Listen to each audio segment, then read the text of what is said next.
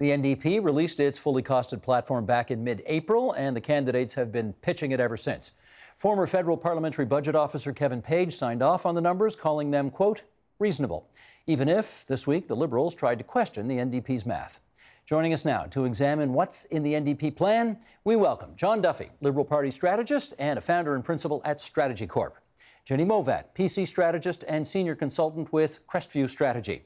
Peggy Nash, former NDP MP for Parkdale High Park. And Marieke Walsh, Queen's Park correspondent at iPolitics. And we are delighted to welcome you three back to TVO, and you for the first time. Good to have you here, Marieke. Well, let's put you to work right away. The polls suggest that really only one party has shown any momentum so far, and that's the NDP, moving up from third to second. Why do you think that's happened?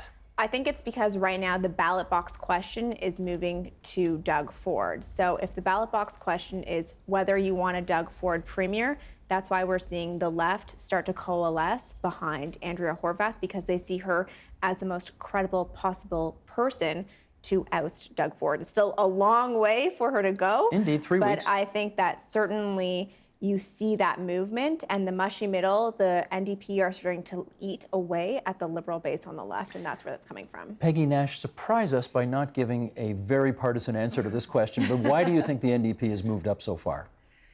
Well, I think the question is, in this election, do you want change? And I think that most voters in Ontario have said overwhelmingly that they want change. And so the question is, what kind of change? And if Doug Ford's your flavor of change, then you're going with him. If he's not your flavor of change, then you have Andrea Horwath there. So I think you have a clear contrast if your question is, do you want change? And I think Andrea has run a good campaign so far. She looks relaxed, she looks happy, she looks energetic. And her platform makes a lot of sense. We're going to be talking about that now. let's leave the platform out for a second, but would you care to disagree with any of the, she's campaigned well, she looks happy, she looks like she's got wind in her sails? No, I wouldn't. I actually really agree with Marieke that I think the phase of the campaign is now over that is about Doug Ford.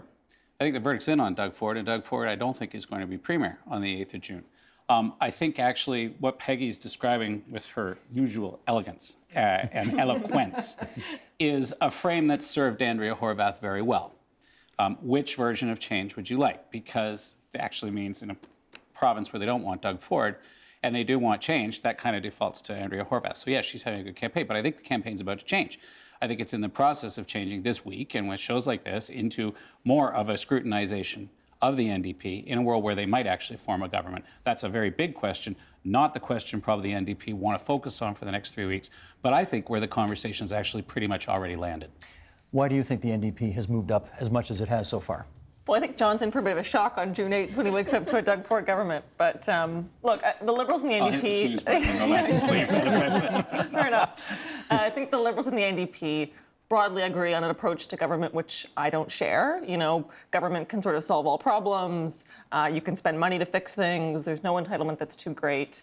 And that's all well and good. I don't share that view, and I think a lot of Ontarians, that's why they're excited about Doug Ford, is because neither does he.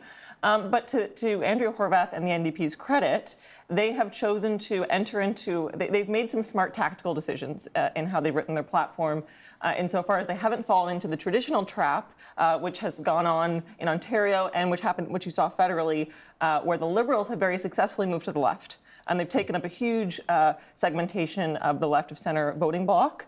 And the big mistake the NDP made last time in Ontario, and I think federally as well, was they said, we're going to try to be centrist and reasonable, so we don't appear to be too far left. And in so doing, they really ceded that left ground to the Liberals, and that was a big mistake. And I think that's why we disillusioned their base as well. Well, NDP. Exactly, yeah. It's hard to believe in someone when you think they don't have strong principles. So this time around, they haven't done that. They've sort of done Liberal plus a little bit more spending, a little bit bigger government. Not my cup of tea, but I think it's strategically smart, and you're seeing them eat into the Liberals' left flank. John, let me just understand it, because the traditional, I want to give people watching this a sense of sort of what goes on behind the scenes, which is why you guys are here. The traditional Liberal playbook is to sort of consolidate the progressive vote under the big red tent and then go after the Tories. So the first things first, destroy the NDP and then go get the Tories. Is that happening this time? No, the NDP is not destroyed. It is not happening. I don't think this has been a traditional Liberal campaign. I mean, the traditional campaign, as you described, would have looked a lot more like Hillary Clinton's campaign, frankly, against Donald Trump. You can't run the same playbook against a right-wing populist. It results in loss. I think what's happened here is that the Liberals are instead, they put forward a very progressive offering that's in touch with the times. And it's partly the Liberals trying to say, look, we represent change too. We're not just the status quo.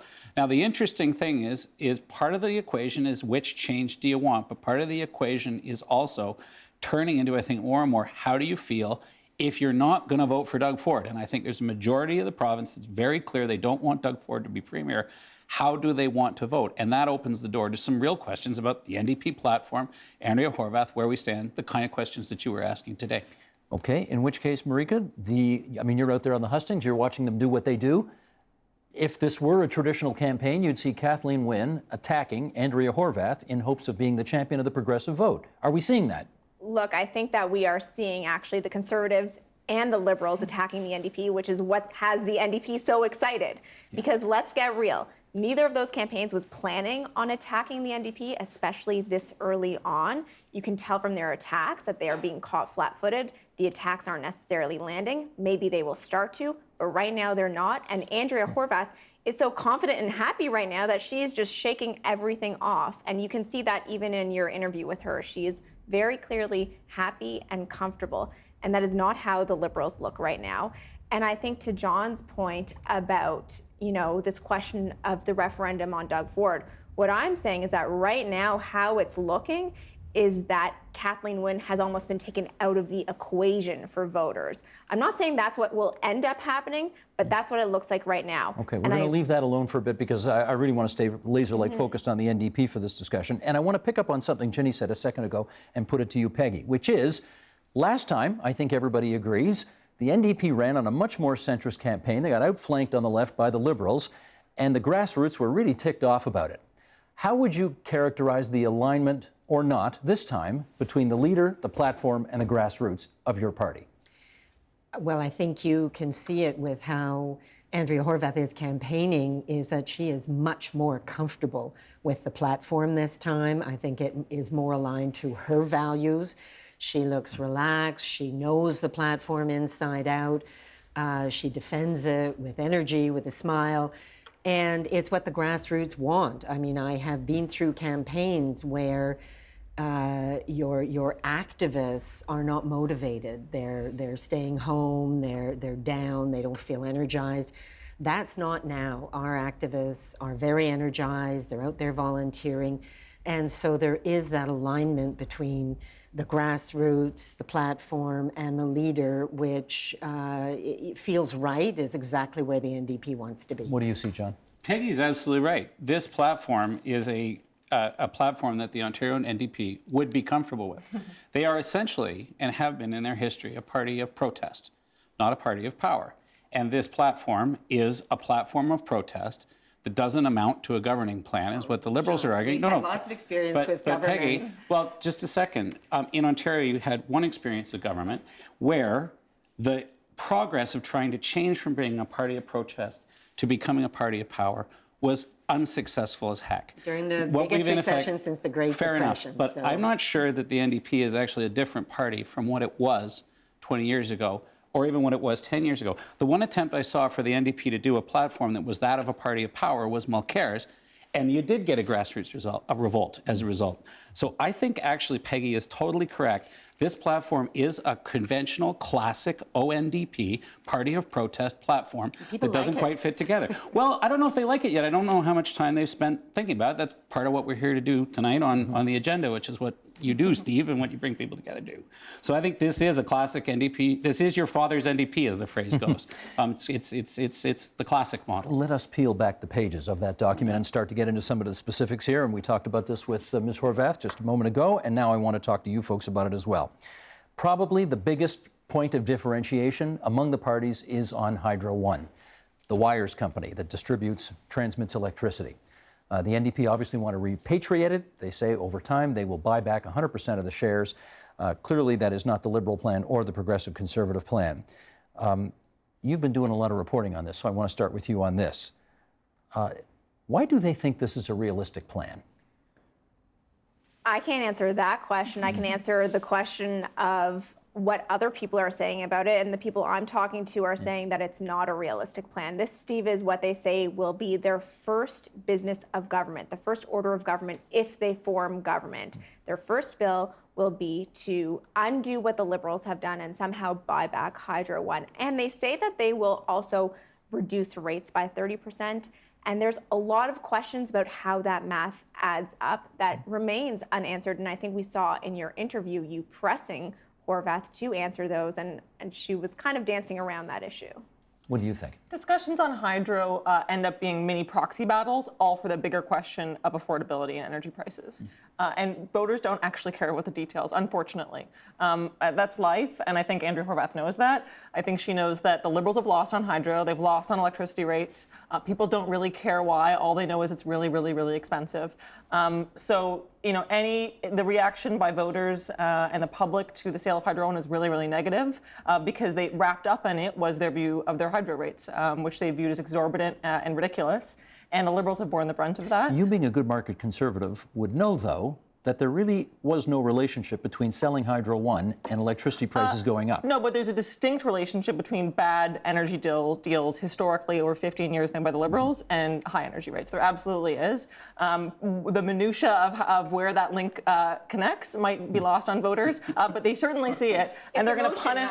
Yeah, and they're going to punish the Liberals at the polls. So Doug Ford has said he's going to lower rates. Andrea Horwath said she's going to buy back the utility. The practicalities of it, frankly, I just don't think matter for this election.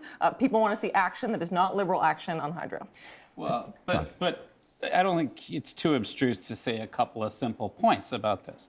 The NDP rollback of the Fair Hydro plan that your leader supports and that Premier Wynne has implemented is going to take money out of people's pockets because it's going to increase hydro rates.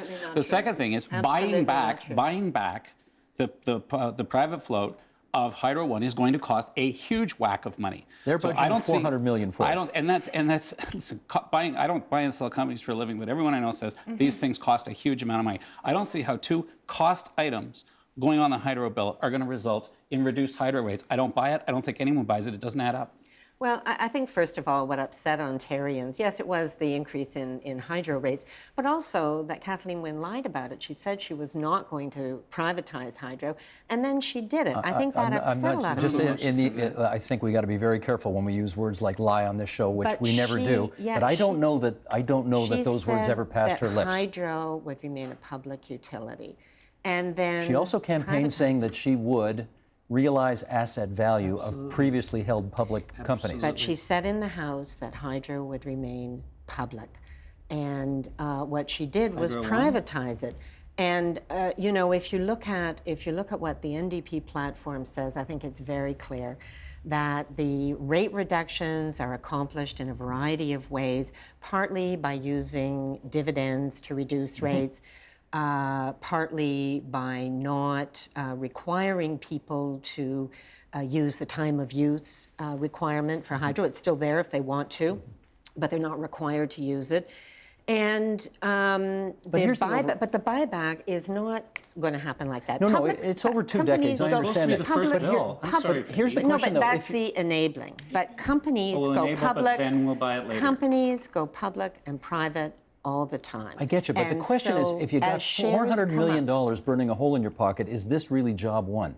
Does this make the most sense for that kind of expenditure? But what Kathleen Wynne and Doug Ford are supporting now is a program that subsidizes hydro rates in the lead up to this election that ultimately will cost Ontarians far more, up to 70% more. So the question is, do you want to get locked in to those future increases? Do you want for you to pay it? Do you want your family to have to pay it? If we can regain public control of hydro, then, you know, we have a window on, do we want the CEO to be making $6 million a year? Do we want bonuses of $25,000 on top of big salaries for board members? There's much more, though. Sorry to interrupt. There's much more to the NDP hydro plan than just nationalizing hydro. And I think that's part of what gets lost in this whole discussion, because nationalizing hydro is what Horwath talks about for her grassroots, right? For her base. That's what the base wants. But there's this whole other picture that they are painting and plan that they say they can implement in how they reduce the rates. And nationalizing it, they say, is only part of it. So I'll give you one really clear example because it's a big document. They say that they will convince the feds to forego their HST on electricity bills. And that question alone, you know, we've all covered federal provincial debates on getting more money from the federal government. It doesn't often go any way except how the feds want it to go because they hold the cards. And so that 5% so-called cut that they will realize is something completely out of their control. It's not in their power to grant that. It's not in their power to grant that. You would acknowledge that, Peggy? Well, it's something that's up for negotiation, but it's a goal. And I think, you know, to further the point around all of these measures, they're a commitment that the NDP in government will address immediately. Is everything going to be accomplished day one? No, but it is job one to get at this and start reducing rates for Ontarians because it is the issue that has most upset people. And the NDP is not kidding on wanting to get at this and reduce rates. And part of that is through reductions by using the dividends that we have now because of the 47% that is still public, but recognizing that the more of hydro that we can gain back in public hands, the greater the dividends for Ontarians to realize. John. Well, we see this kind of thing happening with all parties a little bit, but a lot with the NDP. Short-term paying for long-term gain is essentially the equation that my friend is suggesting, that we'll pay for the buyback and we'll cancel the Fair Hydro program. And don't worry, that's paying. Paying for the buyback costs money, and canceling the Fair Hydro program costs money. Well, just a second. Now, the substructure of the hydro program isn't costed in the fiscal review of your plan. It's not. The problem that you got is that it starts out well enough with a little short-term pain and you promise long-term gain, and then the gain never materializes. Something else like this is going to happen on their economic policy, okay? And I'm not talking about their fiscal policy. There's a difference. Job creation. The NDP is proposing in their platform a 28% tax hike on small businesses, which is where the jobs are created. It's there. It's supposed to yield $1 billion a year. And we all know from previous NDP governments that this sort of stuff attacks job creation right where it happens in small businesses. It's kind of shocking. But it just shows that this is, as I said earlier, a classic NDP party of protest type platform. They are, having said that, not going to increase the corporate tax, which they are on larger corporations. They're going to leave the small businesses alone as it relates to tax increases. But this is in the education component of the property tax. That's where it's buried. And it's got a costed yield that Kevin Page rightly said, hey, yeah, that looks like that leads to that increase. Okay, but they haven't talked about it. The Liberal campaign brought this forward earlier in the week, got 6 different answers on what this is, but it's pretty clear. It's a 28% tax hike, 28% on small businesses on the education portion of their property tax, which they all have to pay regardless of their profitability. It's property tax. Can we get into the politics of that for a second? Because this did emerge, Marieke, the other day where the Liberals said, holy cow, there is a huge hole in the NDP budgetary assumptions. And then Ms. Horwath did go out and do a bunch of interviews and seemed to give different answers in each series of interviews throughout the course of the day. Do we know where this eventually landed? To be honest, so far I think it's a bit of a wash. And first of all, part of the reason why Ms. Horwath was giving different answers throughout the day is because the Liberals caught them off guard, right? That's the whole point. And so she first had to give something because the first hit was already up on all the websites. And then they later in the day gave more detailed explainers for it. I think, though, the biggest issue for the Liberals is that their own numbers have a lot of questions. They're in a fight with the Auditor General, and most voters know that. And so for the Liberals to land an attack on the NDP on numbers, you know, I think is a difficult line to walk. It's a glass house argument here? A bit of a glass house argument. And so I think that for voters, you know, whether or not the Liberals were right or whether the NDP were right, I think the point to Ginny's point about this being an emotional vote is that it doesn't really hold for them. Oh. But I guess the emotional question is, do you really believe that the NDP is a different party than the party that we've all had in Ontario the negative experience of? And Peggy, is it a different party? Or is it one that sort of always stood for the same stuff and now is happy that Andrea has come home to its traditional party of protest approach? John, what I see from the Liberals is people like yourself trying to throw everything possible to try to knock the NDP and Andrea Horwath off track. I think if you're trying to poke holes in the numbers that the NDP has put out, unlike the Liberals, we're not in a fight with the Auditor General. And Kevin Page, who's widely respected, as you said, Steve, earlier, has signed off on the numbers for the NDP platform. Yes, we go into deficit for the first few years, but we have costed out 5 years, unlike the Liberals, who costed out 3 years, with a plan to get back to balance. So are we going to make investments and improve people's lives? Yeah, we are. And if that's traditional NDP, then great. I think that's what people are asking for. Let's talk about some of those investments, because again, we've had a good kick at Hydro One here. Let's go on to healthcare. Healthcare, as we all know, makes up the biggest chunk of the Ontario budget. It is anywhere from, what is it now, 40% of program spending, 42%, 3%, 4%, whatever it is. It's not half, but it's up there. Peggy, I hear in the platform, I hear money for ending hallway medicine. There's money for hospitals, there's money for staff, there's money for beds, there's money for a new pharmacare program, there's money for a new denticare program, there's money for a free childcare program, there's money to... It's not free. Well, it's free if you're making $40,000 or less. Yeah, and after that, it's on average $12 a day. Can the NDP pay for all of the programs it is promising? Because it is promising a lot. Well, Kevin Page says so. And the reason we're able to do that, unlike the Liberals, is that we're not afraid to say that, listen, if you're driving a $100,000 Ford Escalade like the Conservative leader, then maybe when you buy those cars, you can afford to pay 3% more luxury tax. If you're making $300,000 or over $220,000, you can afford to pay more income tax. And our most profitable, largest companies, again, if they're successful, they can afford to pay a little bit more as long as we're still competitive with the other provinces and with many states. I got to get Ginny on this. What do you think about the NDP? You know, even you probably don't like the platform, but they're costing it. They're raising taxes in order to pay for it. Yeah, and I think what Doug Ford's saying is, I don't believe there's a world in which efficiencies can't be found in this existing government. So what the Liberals and the NDP are saying is, we think we can keep increasing the deficit at the rate it's increasing, adding to the debt, running government with really no check or balance on how things are spent and efficiencies across ministries and across departments. And Doug Ford's saying, I don't believe that, and I don't think people in Ontario do either. I think you can find savings. So on things like healthcare, we're continue to invest because it matters and it's a core function of government. On other things, look for efficiencies. Government isn't always the answer to every problem. There's the affordability piece, and then there's also this question of the government creating the conditions for business to succeed and getting out of the way.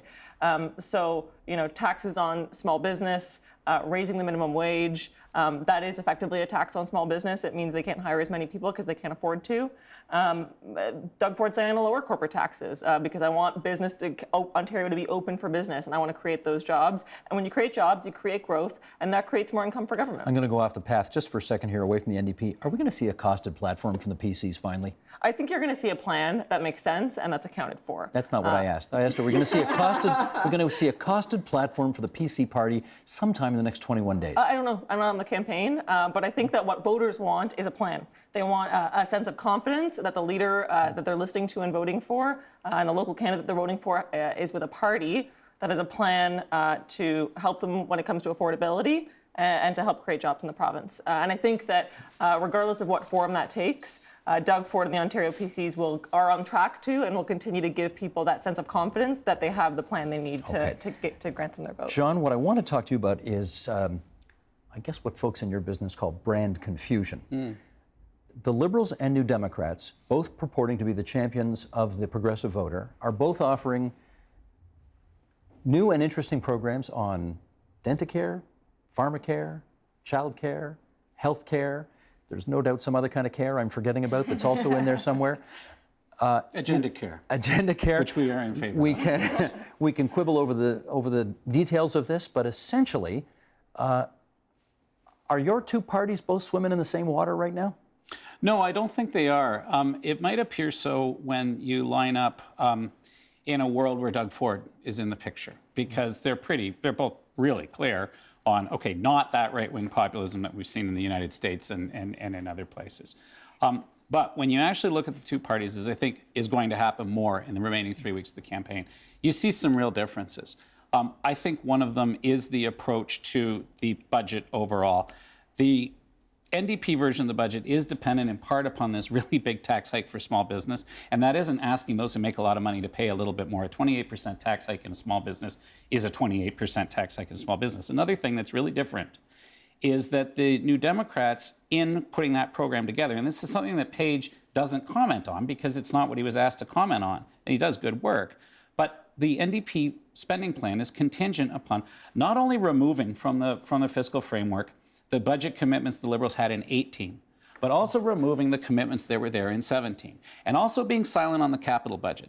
So we don't know, for example, if the third phase of the Confederation line in Ottawa would be funded under a Horwath government. Do we know that?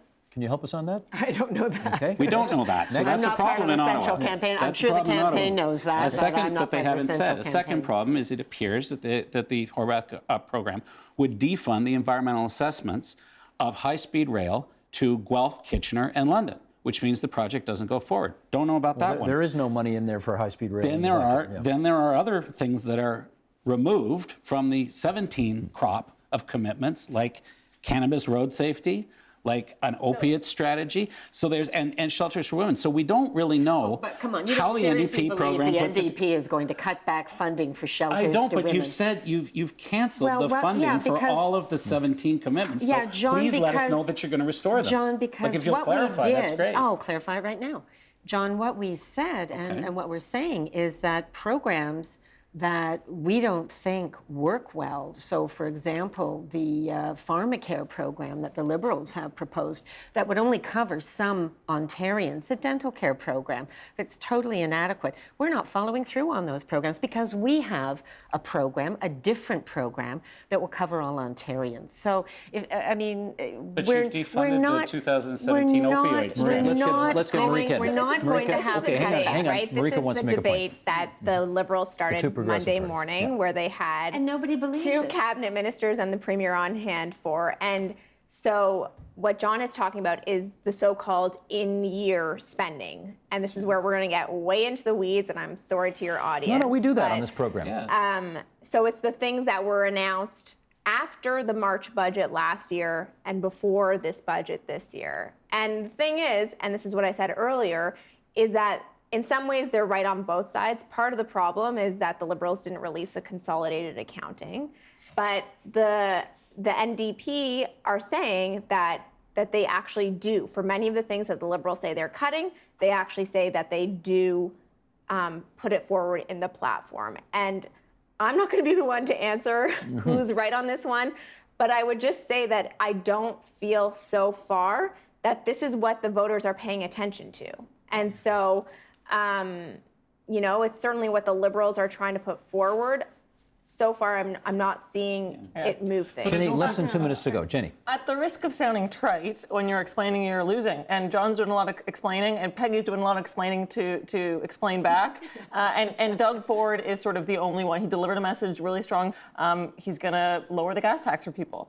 Everyone who drives in the province, it's going to be more affordable. Not only because he's Okay, this the show isn't only about the leader PC against a carbon platform. tax. We're not about. You're going to get your show. We have a show about the PC platform. We will have a the show PC about the platform. PCs. Whether it's about the platform is another question. On the Yes. NDP, I think that Andrea has had a great week. She looked really good when we were watching her early in the program.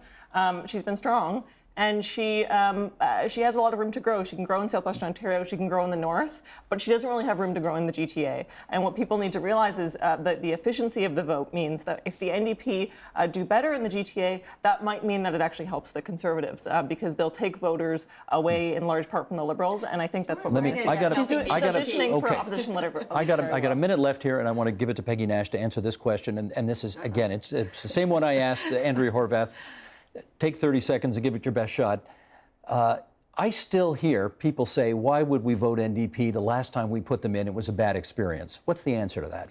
Well, I think these are people as old as you and I, but for people who remember that far back, it was the worst recession since the Great Depression we had experienced. What I would say now is that people have a choice between change that is unpredictable and that will make cuts in things like healthcare and education, or they have a choice to make change for the better. And this is not a campaign of 25 years ago. This is 2018. This is not Bob Rae. This is Andrea Horwath. And this is a campaign with confidence, with a fully costed platform, with changes that are going to help Ontarians have a better life, a more secure life. And I think Ontarians are welcoming that change. And that is our time. I want to thank everybody for coming into TVO tonight. John Duffy, Ginny Movat, Peggy Nash, Marieke Walsh. Great to have all of you here at TVO. Appreciate it. Thank you. Thank you. The Agenda with Steve Bacon is brought to you by the Chartered Professional Accountants of Ontario, helping businesses stay on the right side of change with strategic thinking, insightful decisions, and business leadership. Are you on the right side of change? Ask an Ontario CPA.